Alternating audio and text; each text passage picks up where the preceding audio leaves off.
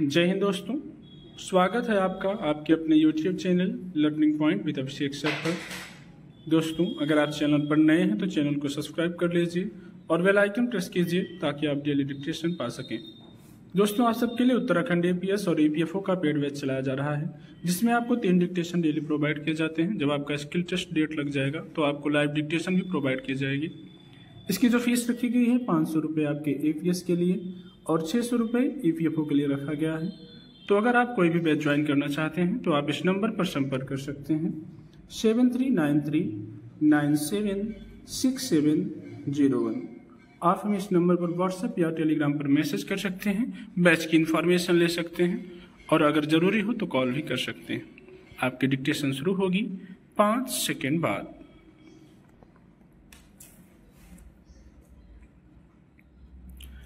बच्चों का दिमाग एक खाली स्लेट होता है।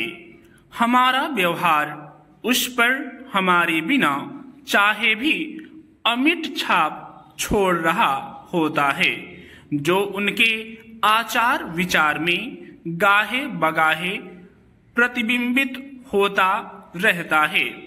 इसलिए उनके प्रति हमारा बर्ताव वास्तविक रूप में अनुकरणीय होना चाहिए।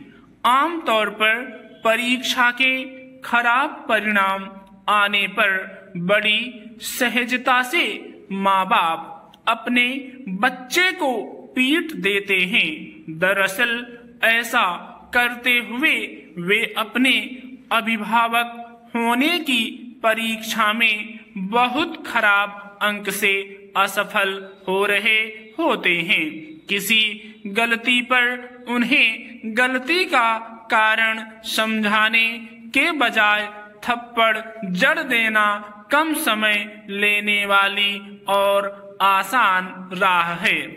उचित यह होगा कि हमें अपनी संतान की परवरिश में पर्याप्त समय और ऊर्जा खपानी चाहिए। जब बच्चे कोई उपयोग का सामान तोड़ दें तो उन्हें उस सामान की उपयोगिता के बारे में समझाना चाहिए और उसे वापस जोड़ने के काम में संलग्न करना चाहिए। इससे सकारात्मक और दीर्घकालिक परिणाम प्राप्त होते हैं। पूरे सोशल मीडिया पर मम्मी की चप्पल और पापा की बेल्ट पर चुटकुले पटे पड़े हैं। हिंसक संदर्भ वाले लतीफे तक लोगों को बखूबी गुदगुदा जाते हैं। कारण यह है कि लोगों के लिए बच्चों का अपने माँ बाप द्वारा पीटा जाना सामान्य घटना मानी जाती है।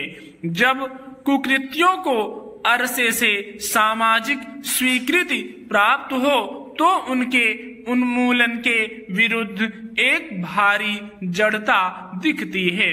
इसी कारण उनसे संबंधित हास्य की विसंगति लोगों को नहीं दिखती। दिखाए जाने पर वे नकार कर अपने सुविधा क्षेत्र में जमे रहना चुनते हैं। यहाँ तक कि ख्याति लब्ध लोग और नेतागण भी इस विषय में सस्ते चुटकुले धड़ल्ले से सुनाते पाए गए हैं। इसलिए इस विषय में हर तबके के लोगों में जागरूकता फैलाना समय की मांग है।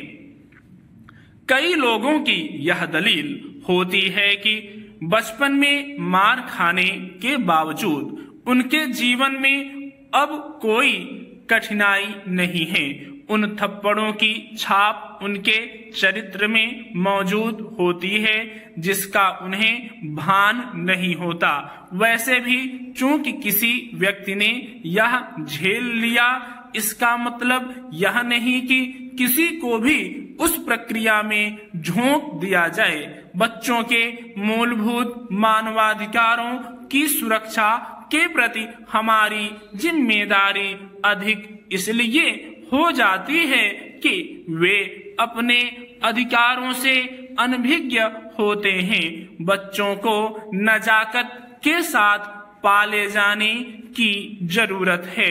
क्योंकि वे क्षमता के भंडार हैं और हमारा उनके प्रति बड़ा ऋण है। उनकी प्रतिभा और सृजनात्मकता जादुई छड़ी की तरह समाज को बदल सकती है, बशर्ते वृद्धि के दिनों में उन पर छड़ी न बरसाई जाए। संयुक्त राष्ट्र बाल अधिकार संरक्षण के एक सम्मेलन ने 2006 में बच्चों के मानवाधिकार के संबंध में निर्देश जारी कर बच्चों की शारीरिक सजा को वैधानिक हिंसा करार दिया। किसी भी परिदृश्य में इस हिंसा के उन्मूलन के लिए विधायी, सामाजिक, प्रशासनिक और शैक्षणिक कदम उठाने की तस्दीक भी की।